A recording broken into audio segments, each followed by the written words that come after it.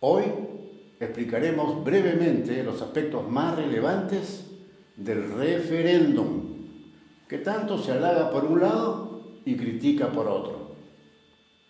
Regresamos en un instante.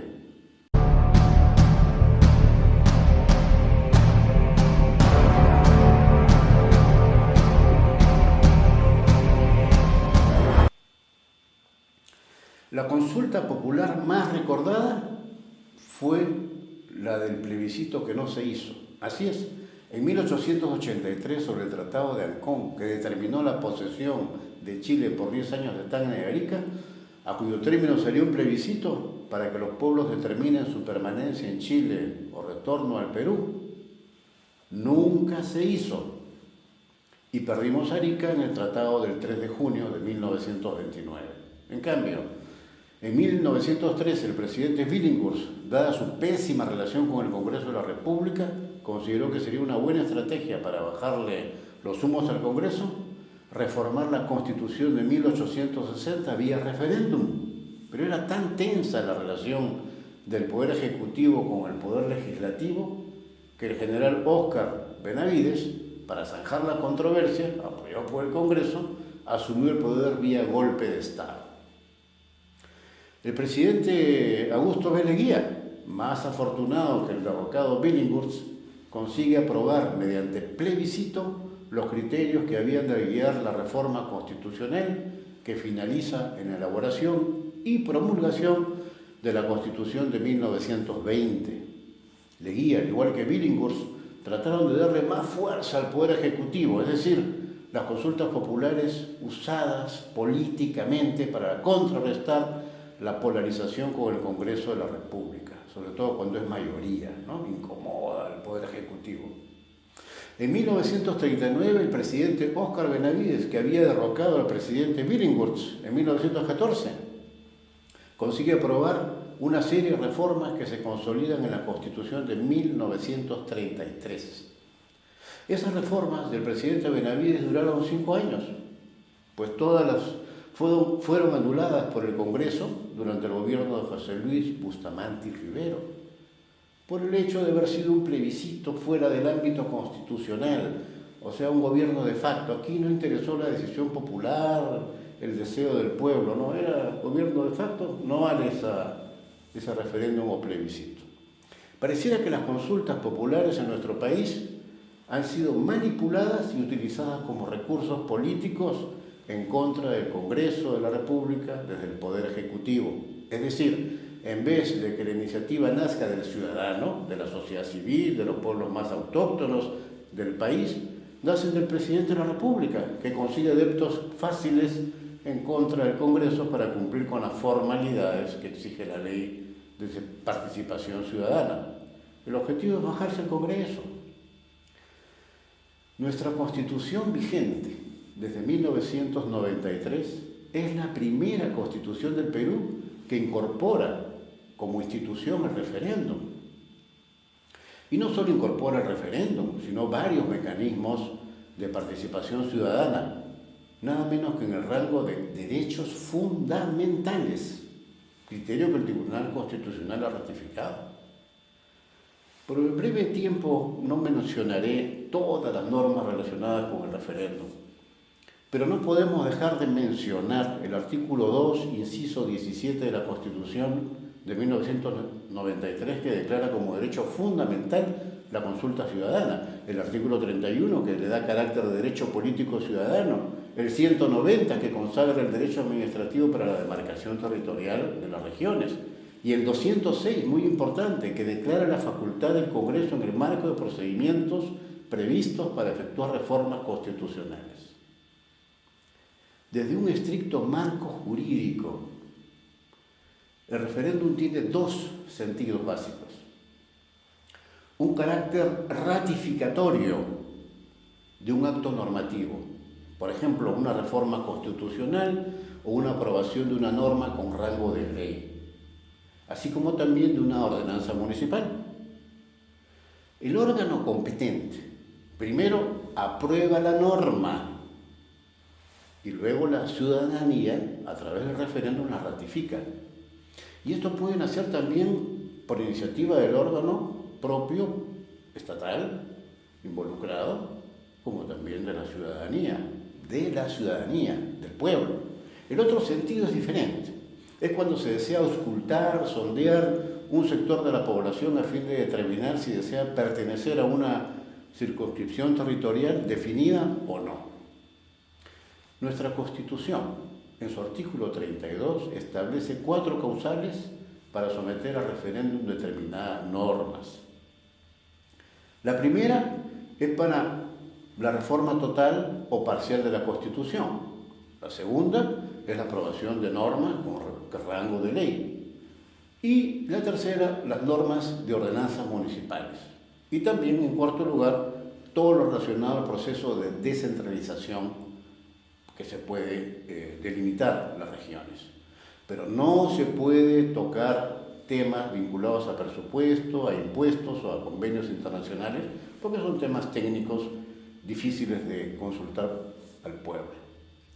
La ley 26.300 de 1994 cataloga al referéndum como un mecanismo para ratificar o desaprobar actos de gobierno. O sea, el referéndum es el acto mediante el cual se produce una ratificación normativa o delimitación regional y también una consulta a la ciudadanía. Es decir, es una forma de gobierno democrático en la cual las decisiones que deberán ser materia de referéndum o ratificación son tomadas por órganos representativos, pues de otro modo no se explicaría la necesidad de ratificar una norma, una modificación constitucional. El Poder Ejecutivo puede proponer un referéndum en el proceso de conformación de regiones en el contexto más amplio de la descentralización, así lo dice nuestro artículo 206 de la Constitución. Para que un referéndum tenga efectos, ya sea para que entre en vigencia una norma aprobada o para que sea derogada una norma que hubiera sido desaprobada, es preciso que hayan votado en sentido favorable a la consulta más de la mitad más uno de los votantes, sin tener en cuenta los votos nulos o blancos, y siempre que fuera aprobada por no menos del 30% del número total de votantes. Pero en este caso hay un tema que todos debemos analizar con cuidado. El referéndum procede, de acuerdo a la Constitución de 1993, por iniciativa del Congreso de la República y de la iniciativa de la ciudadanía cuando desea someter un proyecto de reforma de la Constitución, no cuando el presidente de la República y los medios de prensa así lo requieran. Mucho cuidado con lo que está pasando. Así es, el artículo 38 de la Constitución de la Ley de Derechos de Participación y Control Ciudadanos dispone que el referéndum puede ser solicitado por el 10% de ciudadanos del electorado nacional, que actualmente bordea los 2.300.000 o 400.000, 2.400.000, que tienen que firmar la petición de referéndum y disponer expresamente que el referéndum procede para la reforma total o parcial de la Constitución, de acuerdo al artículo 206, donde no existe la figura del presidente solicitando el referéndum para reformas constitucionales vía interpretación del sentir popular. Este mecanismo ya lo conocemos históricamente. Mucho cuidado con usar la Constitución para fines de hegemonía política, tanto por el lado del Ejecutivo o del Legislativo. Ambas instituciones han perdido la brújula en nuestra historia. Entre los proyectos de ley para la reforma del sistema judicial, el mandatario anunció la convocatoria de un referéndum para la reforma de instituciones claves en el Estado, el Consejo Nacional de la Magistratura y el Congreso. En la consulta también se va a incluir las preguntas sobre la reelección de los parlamentarios, el financiamiento de los partidos políticos y el retorno a la bicameralidad. Temas urgentes sin duda, pero cuidado, se nota tanto los medios de prensa como ciertas ONGs y sector político que están usando esta urgencia para fines de revancha, como lo hizo Billinghurst y Leguía. La ciudadanía es la facultad a solicitar que se someta a referéndum de un proyecto de reforma que hubiera sido previamente aprobado por el Congreso de la República. La pregunta que surge es, ¿el Congreso de la República, en estas circunstancias históricas, legislará conforme al pedido del presidente Vizcarra para evitar la reelección de congresistas, retomar la bicameralidad, entre otros cambios, por sentirse vencidos por la campaña mediática? Eso lo veremos. Si estas consultas al pueblo le fallaron en el siglo XIX y XX, a los políticos, a los presidentes de la República, ¿tendrán el éxito en el siglo XXI que se espera? ¿Hemos madurado tanto? ¿Serán reformas durables? ¿Valdrán realmente la pena? ¿Será inteligente para nuestro país que en cada gobierno ingresen congresistas sin ninguna experiencia a legislar? ¿Saldrá el pueblo fortalecido? ¿Mejorará su calidad de vida?